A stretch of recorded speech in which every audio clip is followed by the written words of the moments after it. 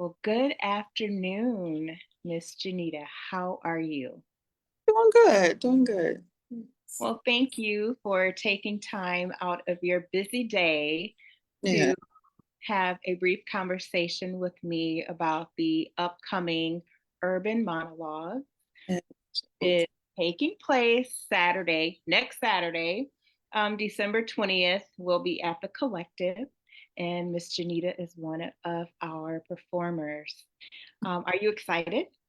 I am. This is yeah, I think I'm excited. I was kind of shocked to be asked, but I'm Sure. ready. Yeah. So when you first got the call from Ernest, what did you think? Like, what was your initial reaction? Um, it was all automatic yes. I just Okay, like, okay, I didn't know, sometimes just knowing that something you've done or something that's been seen has made an impact on somebody to the point where they think of you. It's like, okay, I didn't know that that was um that type of a thing, but I'm, appreciative and glad that he recognized the artistry. absolutely. So, what first inspired you to step into, um, well, okay, so our discussion today is going to primarily be about your spoken word, but Yes. you as an artist are Yeah. multifaceted. So we can talk about that too. So as an artist, what inspired you to step into becoming an artist? Tell us about that. Um, well, visual artist kind of was just natural talent, I guess. This is one of my own. Oh, I like it. Um, and that started really, I didn't know that I had that in me. I had a cousin who used to draw. He was 18 at the time, and I was like 5 or 6. And I would look through his drawing pad. And of course, being an 18-year-old male, there were two things that he drew. There were women and cars. So I Sure. just stated what he drew, and I got pretty good at drawing women and cars um, Okay. at that age. But I was just always fascinated by it, and I didn't realize that it was just that it was just innate in me to do. And even now, there are some things that I do, and I'm like, oh, I drew that, but it just came to me, and I enjoy it. Right. Um, as far as acting and doing monologues, I think that came early on as well.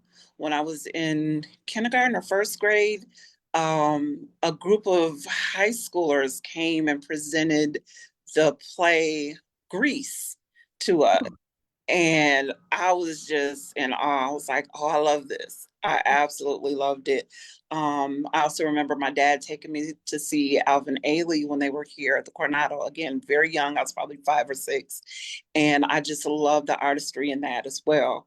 And that's what kind of drew me to the arts and drew me to the stage.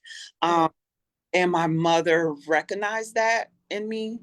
And I don't know who suggested it or how she found it, but there was a program here prior to Kappa being a part of elementary school. It was way back when. I won't tell my age. Okay. She found the program, and it was a school that actually focused on the arts. It's called Arts Alternative. And Okay. um, I was there from second grade all the way to fifth grade or to sixth grade. And we focused on arts, all different forms. Um, I'm not a singer. I wish I could, but I enjoy being on stage, and I absolutely enjoy doing visual artwork. So, how would you describe your artistic style to someone who's never seen you perform or seen any of your pieces? My style is kind of just real. Um, I don't necessarily write my own. I do write poetry, but I don't. I haven't performed it. I'm usually performing someone else's, but I still make it my own. Um, Okay. Try to find, what is in there, what was the writer thinking, what was going on at that time Hmm. that applied to me. So to see me, you're going to hear passion, pain, perseverance, and freedom. That's Okay. So, what do we have to look forward to with you on the stage for Urban Monologues next Saturday? Uh, just some realism. The two that I've chosen are, yeah, just Real. real, real from Okay. the of a woman. Yeah. So, was there a defining moment when you realized your calling, or did you just kind of gradually? I know you mentioned when the actors came and you realized that you knew that you needed to be on stage, Yeah. Yeah. but beyond knowing that you needed to be on stage, like when did you know that this was for you? Like, Oh, wow. I there isn't really one real defining moment because I was always, even in church, I was always writing um short skits and plays. I was always doing something. mm-hmm, I was always even with the school that I was in, I was always doing a lead role. sure, Um, so again, that was kind of natural. But the moment where I knew I could do monologues and present poetry, that wasn't something I was seeking to do. It kind of fell in my lap a little bit. And that was when I was with the Afro American Club at Auburn. And okay, um, I was quiet. Not too many people knew me at Auburn. I was kind of, kept to myself a little bit. So they didn't even know that I kind of had that in me. mm-hmm, Um, and she had a poem that the young lady that she had set it aside for was sick and couldn't do it. So she was like, I need someone to do this poem. I really need this to be a part of our presentation. And I said, I can do it. She's like, you sure? We got 2 days. And it was like this long, long, long, long monologue. It's called High on the Hog, and some people have heard me do it. But she gave it to me. I think she gave it to me like on a Wednesday. We presented it at the school on Friday. I did okay. I got halfway in, kind of forgot the rest of it. But then we presented it again Saturday. mm-hmm. And Innovation. We did it at community. I don't even remember what the program was. And I remember once I finished, I didn't even look up. I went back to the ensemble and just stood there getting ready for the song. And my friend nudged me. She was like, "Girl, they standing up for you. You got to standing ovation." I was like, "Okay." So that was kind of a defining moment. And then from then on, I always presented it whenever we went out to do it. But I think that was, kind of solidified my ability to present a piece. So, were there some influences that you had early on, other than like your cousin for your um, Artwork. visual art? Yeah, visual art, but the two artists that stand out for me are Pablo Picasso and Frida Kahlo, and not just because of the work that they produced, but the purpose of their work. Okay. Both of them were suffering from different issues. Pablo, some mental issues, and Frida Kahlo was bedridden, and Mhm. she did her artwork mainly laying in the bed and traction. Okay.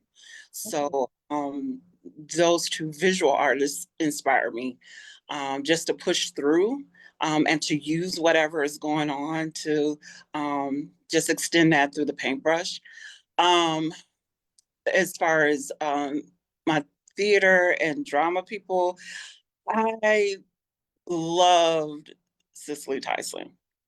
She was, oh my goodness, my all-time favorite. If I could say I cried over any celebrity passing away, it was her. Mhm. She I saw her in Moses, a woman called Moses. And for whatever reason, again, I was very, very young watching that. And I was just captivated. And I just believed she was Harriet Tubman. You couldn't tell me she wasn't Harriet Tubman until I saw her playing Jane Pittman. I'm like, well, wait, is she Harriet or is she Jane? But she always played the most powerful women. And just hearing her story and knowing that she deliberately chose to only play those. So some people would say, well, she didn't do a whole lot of work, but she did, and the work that she did was meaningful. So I was always drawn to her and her purpose again. So it goes beyond just the art itself, but for me, it's the purpose behind the art.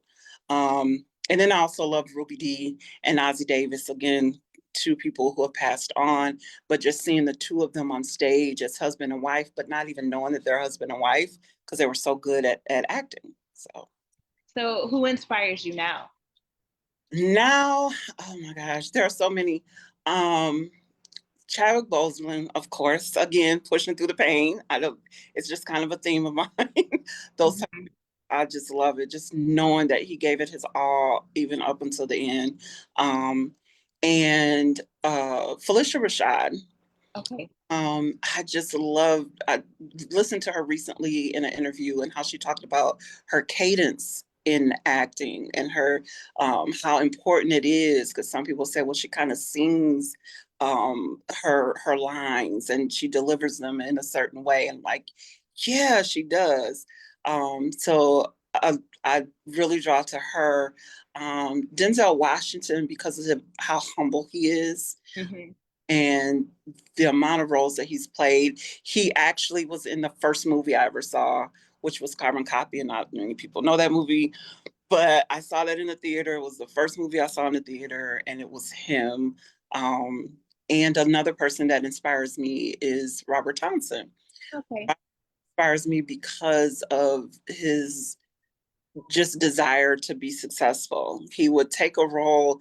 One of the first roles he had is in my favorite movie, which is Cooley High, and him, but he is in the movie and he took the one line he had and made sure he got his screen time. And Mhm. I just love that about him. And then he talks about how he started off being in just commercials and the money that he was making. He took that money to make his own movie. And just, he's just an inspiration to me. So. So tell those who are watching, and me too. So, what are some of the personal experiences that have shaped you as an Oh my goodness. Personal experiences, just so many. Um, being um well, for one, even being in going back to the arts alternative school, I was literally the only Black kid in my class artist? all those years. So from second grade until sixth grade, I did not have anyone that looked like me in my classroom. And Mm, have any teachers that look like me. So I sought out to learn more about myself and my ancestry, mm, um, and just my Black culture. So that shaped me a little bit. Um, I've gone through a lot of things, personal pains and triumph. Um, and then just being a single mom, coming out of an abusive relationship, um, just so many things that have shaped um, my desire to even see other people succeed, and just knowing that no matter what happens in life, you can still be successful. Going from not even knowing if I'll be able to graduate because of all of what I was experiencing in high school to earning two master degrees and knowing that you can do it. yeah. Those just yeah, being able to smile through the pain. That's good. So, walk us through your creative process when it comes to you painting. Do you have like a ritual? Do you have um do you journal first? Like, walk us through it. When I'm painting, honestly, I just get a vision in my head of what I want on canvas. Um, and I decide how I'm going to get it there, what I'm going to use. My most recent work of art was all black and white. I love black and white. And each piece had a musical element to it. Again, I can't sing and I'm not great at dancing. So I love drawing and painting dancers and flowetry and movement. I love that. Um, So really my process is just um, allowing the image to show itself first, and then I decide what I'm going to do on the canvas. So yeah, and Sure. sometimes I just take the brush, dip it in paint, and go. Okay. Yeah. So do you have a, particular environment that you paint in? Do you like music? Does it have to be quiet, serene? No, well, I like crime shows, and Okay. I will I, I will put on Criminal Minds or Law and Order SUV. Those those inspire me. A Mountain Dew and a Snicker. That's kind of it. Yeah. Would you say has there ever been a specific theme? I know you just mentioned music, Hmm. but other than music, has there ever been another theme to show up in your work? Um, I like women in hats. Yeah, Okay. women in hats. I also again just circles like the piece you see behind me. I Mhm. just love the continuation of a circle. It just means so much that even if you start off, no matter where you go, you're gonna make that complete circle and show the wholeness Sure. of whatever that is. I'm looking at another piece over there, which was inspired by me. It's not really a profile, but it's just looking up, and even the hair pieces are circles and curves. I love circles, curves, and fabric. Okay. Yeah. So going back to the pieces that you are performing for us at Urban Monologues next Saturday, what emotions do you hope to invoke in the audience? Um, just a connection with the women, and recognizing the pain and the desire to do better, be better, and be seen. Okay. So when it comes to preparing for your monologues, what do you do? Like, how do you prepare mentally, spiritually, and maybe even physically too? Um, Again, just getting in a place of seeing who these individuals are. They're not original pieces, they're from other writers, but just tapping into who they were. Who is this person speaking, and why are they speaking? What is Mhm. it that they want the audience to know? And then how does it relate to me? So just really getting into the individual, the words, and what they mean, and how it's going to connect with the audience. So yeah. Okay. Well, I really appreciate you for saying yes Yeah. to participating in Urban Monologues. Thank you for taking the time out with me this afternoon. I really want for people to stay connected to you and to be able to follow you and all the other work that you're doing. So, how can people find you? Ooh, How I'm on, can we stay connected to yeah, Genita? yep. I'm on Facebook as my name, Genita Hunter. Instagram, I don't even know my Instagram. I think it's at I have to get back with you on my Instagram, but Okay. type in Genita Hunter, I'm there. Okay. We would love to see more of your artwork. Maybe you'll bring some to Urban Monologue. Um, oh, sure. I absolutely can. Mm-hmm. He's on that wall as well. But yeah, absolutely. Mm-hmm. Put some price tags on them. That would be great. Yes. I sell my artwork. And I don't know. There's just I haven't been pushing it like I should, but yeah, Mm-hmm. absolutely. Well, again, thank you, Miss Genita, for being with me this afternoon to talk about who you are. So when you hit the stage, our audience has a little bit of background and feel a little bit more connected to you and who you are. And I Thank look forward to seeing you next Saturday at Urban. you. All right. Look forward to doing it. All righty. Have a good Have a good rest of your day.